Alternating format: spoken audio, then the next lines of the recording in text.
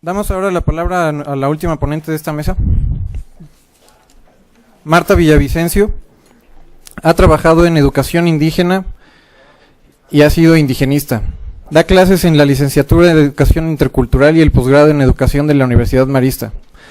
Trabajó en proyectos de capacitación con comunidades indígenas y campesinas en los temas de biodiversidad, turismo de naturaleza y ordenamiento territorial. Ha tenido estudios en pedagogía aquí en la Facultad de Filosofía de la UNAM, maestría en pedagogía también, y actualmente está por titularse de geógrafa. Gracias, Marta. Tienes la palabra. Empiezo por el ninguneo gubernamental hacia los celtales, no solamente, bueno, los 4 pueblos o 5, pero los celtales especialmente ya eran un montón. Cuando se dota a unas 600 familias lacandonas, no es dotación, se restituyen tierras a estas familias lacandonas. Ya ahí teníamos 21.304 celtales y todos los que tenían menos de 5 años no eran contados porque el censo en México no cuenta a los indígenas si tienen menos de 5 años. También regreso a la idea que expuso Miguel Ángel de los conservacionistas. Tenemos organizaciones internacionales como World Wildlife Fund y Conservation International que se juntaron con organizaciones mexicanas como Pro Natura y con, digamos que la fracción de Julia Carabias, y en 2001 están provocando que haya desalojos en las comunidades. No solo están apoyando que el gobierno las quiera desalojar, sino que juntan información como bueno, satelital, focos de calor, y entonces le dan razones al gobierno para expulsar a las comunidades con la supuesta de que están quemando la selva. De estos cuestiones sale que hay algunos proyectos como el de Julia Carabias, que es como un hotel de lujo en medio de la selva. A eso sí se le permite quedarse, y este hotel, bueno, pues cobra $100 la noche y es para gringos ricos. Las poblaciones pobres, en cambio, no pueden ni entrarle con los proyectos y no pueden permanecer. Siguiente. El gobierno cada vez que llega a amenazar, porque bueno, Pascuala nos decía, por ejemplo, de Ranchería Corozal. En Ranchería Corozal lo que pasó es que bajan helicópteros y hay un cuate que se llama Ricardo Frías, que trabaja en la Profepa, que se siente el general Koster. O sea, él baja con armado, cosa que no debería hacer la Profepa. La Profepa tiene primero que notificar a la comunidad de qué está pasando, y les dice que se tienen que ir a las comunidades con violencia. Entonces, cada vez que hacen una de estas entradas, últimamente hubo declaraciones, por ejemplo, del director de la CONAMP, que se apellida Fuello. Esta persona nos dice que los desalojos son reubicaciones y que las reubicaciones se hicieron sin violar los derechos de las comunidades indígenas. Esto tiene un sentido, tiene una razón, el decir que no están violándose los derechos de las comunidades. La cuestión es que sí hay violación a los derechos de las comunidades. En el comentario general de la ONU es que cuando tú quitas a una comunidad de donde vive, estás violando su derecho a la vivienda. También los derechos económicos, sociales y políticos son violados cuando uno hace estas reubicaciones. Los derechos entonces de las comunidades y de las mujeres quedan ignorados cuando hacen estas declaraciones y cuando los mandan a vivir a los pueblos modelo, que ya nos describió muy bien Miguel Ángel. Yo no había visto fotos de que se llama Montes Azules, pero la cuestión es que tienen como todo un modelo de cómo quitar a los pueblos pobres de los espacios naturales. Bueno, hay alguien que estudia los desalojos en todo el mundo, porque resulta que esto no es una tendencia nacional, es una cuestión que se está dando tanto en países africanos, asiáticos, en todo lugar donde hay pobres. Bueno, hay población pobre ocupando espacios ya sea urbanos, periurbanos o espacios naturales que en nuestro país se llaman las áreas naturales protegidas, que bueno, tenemos de muchos tipos. Esta es la de Montes Azules en cuestión, es una reserva de la biosfera. Entonces, estos parten de ciertos supuestos que se pueden generalizar en todo el mundo. Uno es que los pobres no tienen derecho de propiedad de estas superficies, o sea, no cuentan con papeles, ¿no? La ocupación o poblamientos de las reservas naturales son entonces ilegales. El suelo en este lugar, que por su uso es demasiado caro como para que habiten ahí los pobres. Esta idea se ha reforzado mucho con la cuestión de que ahora se te dan bonos ambientales porque se supone que el espacio verde está absorbiendo carbono. Entonces, a nivel mundial, eso se considera un valor, bueno, tiene un valor hasta monetario, ya se incluye en las cuentas nacionales. Y es como haber incluido en el mercado a toda la cuestión ambiental. Entonces, el gobierno, cuando quita a las poblaciones, lo que quiere hacer es cobrar bonos por absorción de carbono. Un punto adicional es que los lugares ocupados por pobres los consideran como propios para los delitos, en este caso ambientales, ¿sí? Por ejemplo, en el DF es delito tirar un árbol, ¿no? Entonces eso es algo que hace más fácilmente un pobre, pero aquí se repite el esquema de los delitos de cuello blanco, que cuando son sectores más pudientes que pueden hacer un daño ambiental mucho mayor, ¿no? Porque tienen, no sé, motosierras, camiones, lo que ustedes quieran, esos no se consideran tan fácil delitos ambientales como los que cometen las poblaciones pobres que ni siquiera saben que es un delito ambiental, ¿no? Otro punto que es un argumento típico es que los poblamientos ilegales no tienen fin. ¿Qué quiere decir eso? Que llega una familia y luego llega otra y otra y otra, y entonces el gobierno considera que puede recurrir a la fuerza para evitar que venga todo el montón de población. El último argumento que se usa es que es mejor que los pobres se vayan hacia lugares donde van a ser más felices, que es lo que nos dice el gobierno federal y el de Chiapas cuando manda a los pobladores de la selva, los avienta en estos pueblitos modelo que tienen, como nos decía Miguel, tienen banqueta, escuela, que hospital, pero bueno, ya vimos que la tacañería gubernamental a la mera hora hace que no tengan ninguno de esos servicios que les prometen, pero aparte pues hay un problema como de origen, ¿no? En mandar a la gente a un pueblo modelo. Siguiente. Entonces ahora viene la contradicción de estas tesis, también hecha por el mismo Klaus Techner, que es un experto en esto de los desalojos. El primero es que la propiedad no es una condición para el derecho a permanecer en las áreas naturales. Los desalojos van en contra de los derechos humanos, por este comentario general de la ONU que ya les comentaba. El segundo es que la ilegalidad en nuestro caso no es cierta. Los han engañado en muchas ocasiones, los ningunearon con la restitución y no dejan participar en la solución. Esto de que no los dejen participar en las soluciones tiene que ver tanto con la cerrazón de los funcionarios gubernamentales que en Chiapas se comportan verdaderamente salvajes. O sea, la CONAMP no es la misma en todo el país. La CONAMP de Chiapas es una CONAMP despreciable. El siguiente contraargumento, digamos, es que el uso del suelo y la conservación deben tomar en cuenta criterios democráticos y sociales y no las leyes del mercado, aunque sean del mercado ambiental, porque lo que está pasando con este mercado ambiental es que aparte están metiendo cultivos de plantación que son una mentira ambiental. Si ustedes meten palma africana, pues están destruyendo el ambiente igual que o peor que si quitaran la vegetación.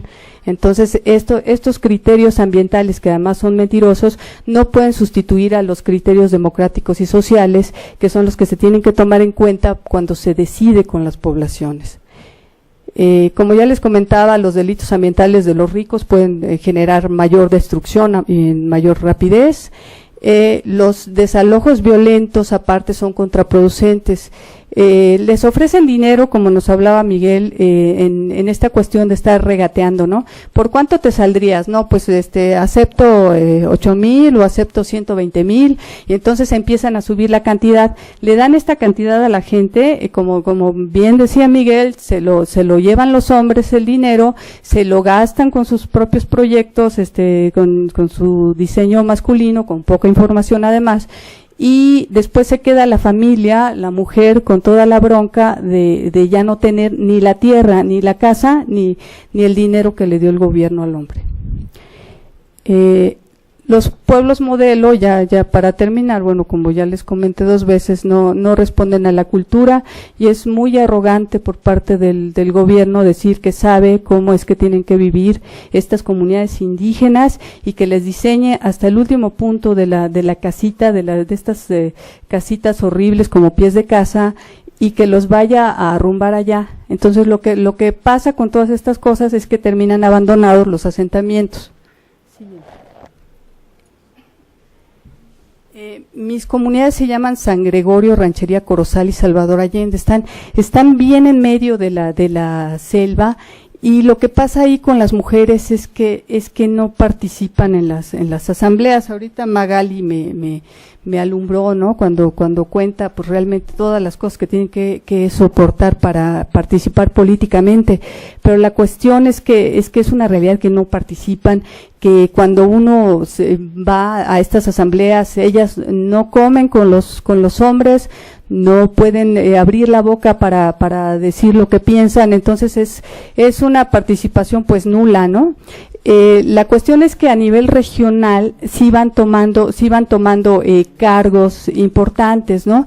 La organización con la que estaba trabajando es la ARIC, Unión de Uniones Democrática, que es lo que siguió a la Kiptik Lekuptesel, que fue esta organización así como que se generó desde los años 70, 80. Entonces esta organización es muy importante, tiene mucha base, y es muy importante que las mujeres a nivel regional sí van tomando los cargos.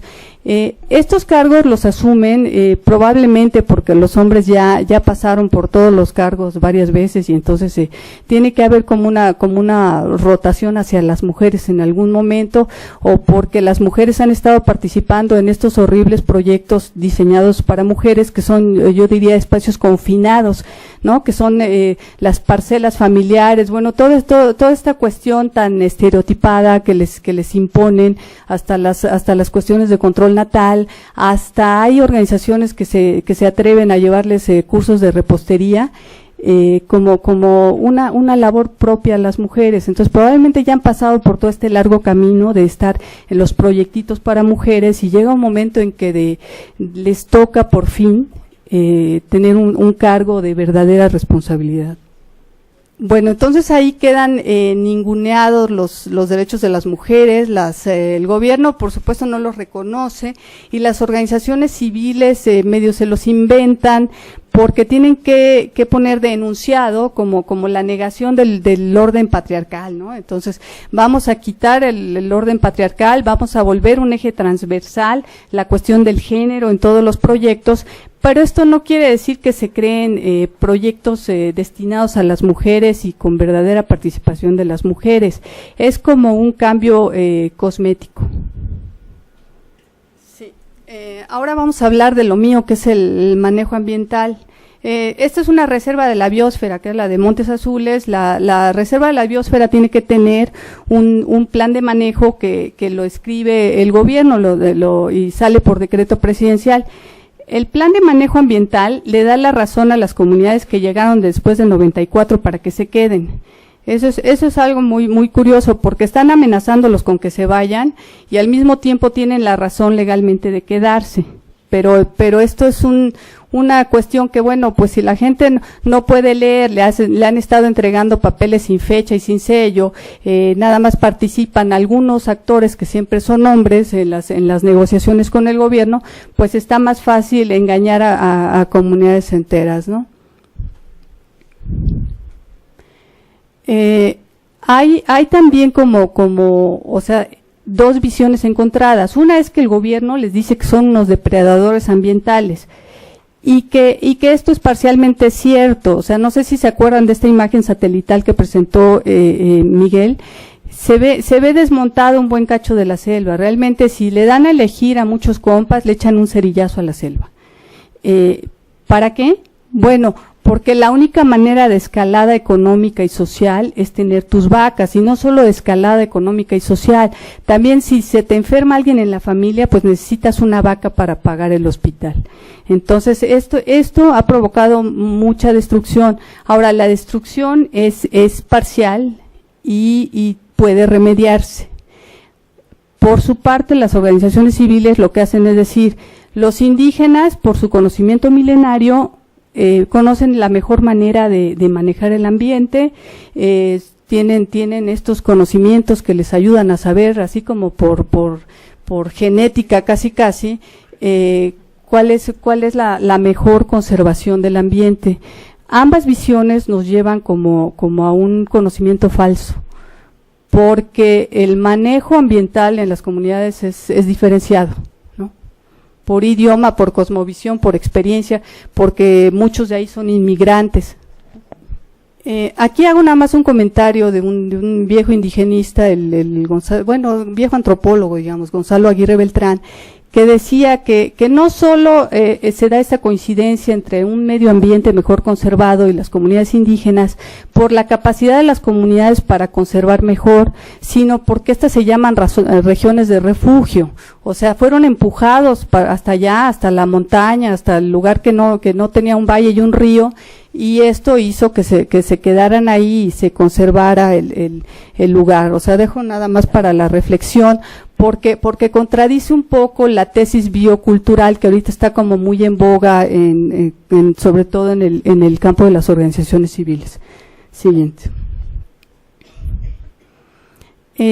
Lo que tenemos con la ARIC es que sí tiene un manejo ambiental, curiosamente, tienen un reglamento, y este reglamento no les permite hacer más desmonte de la selva. Tienen conservación, tienen el consumo de varias especies, o sea, no se basan en consumir un solo animal o una sola planta. Entonces eso también nos puede ayudar a hacer una conservación mejor. Y tienen también protección para el ganado en la cuestión de que hacen bancos de proteína. Todo esto todavía no funciona muy bien, y si ustedes le preguntan a un conservacionista gabacho, les va a decir que está mal y que se salgan de la selva. Pero es una conservación realista, y además es muy importante que la ARIC, Unión de Uniones, sí haya redactado, digamos, o haya acordado en asamblea un reglamento ambiental. No solamente por ser indios, ya está garantizada la mejor conservación ambiental, y eso lo reconoció la ARIC y lo tomó en sus manos. La cuestión de la apropiación del territorio, cuando hablamos de mujeres, está como muy inexistente, como muy desvinculada. Todos los conceptos de ordenamiento, manejo ambiental, parece que están diseñados por hombres y los llevan a cabo también hombres, aunque hagan burradas. Por ejemplo, allá en la selva me encontré con un ordenamiento ambiental que hizo un agrónomo de la UAM, que tenía un cuadrito así, con líneas así, y dividía todo en cuadritos parejos, ¿no? Esta burrada, digamos, cuesta dinero a la organización, tiempo y esfuerzo, y no toma en cuenta las necesidades de las mujeres, porque en alguna de las orillitas meten la parcela familiar, ¿no? Y ya se cumplió con las mujeres. El manejo del espacio también es diferenciado por géneros, y si no le preguntas a las mujeres y las pones a participar en este ejercicio de ver para qué sirve el espacio, para qué lo queremos, entonces se llega a absurdos como este ordenamiento territorial. Las mujeres tienen un montón de capacidades que son como subvaluadas por parte de sus capacitadores y por parte de la gente que viene a promover proyectos. O sea, no se les considera fuerza física ni la cuestión intelectual, y todo lo mismo que puede hacer un hombre, por lo menos en la cuestión de ordenamiento territorial, manejo ambiental y sistemas de información geográfica, lo puede desempeñar perfectamente una mujer. Ahí la bronca es la barrera generacional, que ya a los viejitos nos cuesta mucho entrarle a los sistemas, pero mujeres jóvenes indígenas que han tenido contacto con la cuestión de la computadora no tienen ningún problema y pueden adquirir un montón de nuevas capacidades para hacer manejo ambiental. Esto les daría como mucho mejores posibilidades de presentarse a negociar con el gobierno en esta cuestión de los desalojos, porque además tienen como toda la parte de su género y tendrían este conocimiento para poder discutir de tú a tú. Bueno, aquí ya nada más les presento algunas fotitos de la selva, ya oyeron varias descripciones. Esta es una víbora cantil que es un poco más agresiva que la nauyaca, pero lleva un vestido bonito. Esta es la ranchería de Nuevo San Gregorio. Estos poblados que quiere desalojar el gobierno, pues son como pequeñas rancherías, unos mejor que otros, mejor organizados, pero todos pertenecen a la ARIC Unión de Uniones. Siguiente. Este es Ranchería Corozal. Ranchería Corozal debería de ser tomado por el gobierno como el modelo de pueblo, no estos pueblos artificiales que les dan, sino lo que hicieron estos cuates, porque eso lo cortaron con machete, el pastito ese que ven ahí, y ellos tienen esto del banco de proteína, tienen letrinas secas, o sea, es el pueblo modelo. Siguiente. Esto es ya nada más para terminar con la ubicación, que es ahí esa silueta que ven en verde, esa es la reserva de la biosfera, que es una cosa muy, muy grande, que son 331,200 hectáreas, y para que vean qué tan en medio están estas poblaciones, que son de las 40 y tantas que quieren desalojar. Ahí en medio de ellas hay lugares que ya ha desalojado el gobierno, pero ¿qué pasa con ellos? Bueno, que tenían pastos sembrados y lo que ha pasado es que se quedan como lugares desforestados y llenos de pasto. Realmente estas desalojos para conservar la selva no sirven para conservar la selva. Lo que pasa es que se queda el hoyo ahí lleno de pasto. Y esto es lo mismo que presentó Miguel, que es el lago Miramar, y por allá arriba se ve un poco del meandro de Yaxchilán, que es algo que a lo mejor ya conocen los que andan turisteando por allá. Es todo.